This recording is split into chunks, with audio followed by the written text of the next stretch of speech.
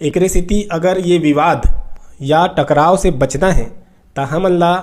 वो जो भी सामने वाला है हमार परिवार के रहा है चाहे कोई दूसरा रहे ओकर परिवेश ला समझना जरूरी है। वो जो बात बोला थे ओकर से ये नहीं समझना चाहिए कि वो अज्ञानता है, बल्कि हमला ये सोचना चाहिए कि वो जो जानकारी रखे है वो अपन समय और अपन परिस्थिति के अनुसार रखे है। यही कारण है कि कई बार एक पीढ़ी के शिक्षा और दूसरा पीढ़ी के शिक्षा दोनों में अंतर रहते। तो जब शिक्षा अंतर रहते तो ओकर मन के विचारधारा भी अलग अलग हो जाते, रहन सहन, फैशन, खाना पीना, ये सब चीज़ अलग अलग हो जाते। और ये परिस्थिति में सामंजस्य नहीं होए के कारण आप मन देखे हो कि जैसे ही ओकर आने वाला जो पीढ़ी है ओकर शादी होते तो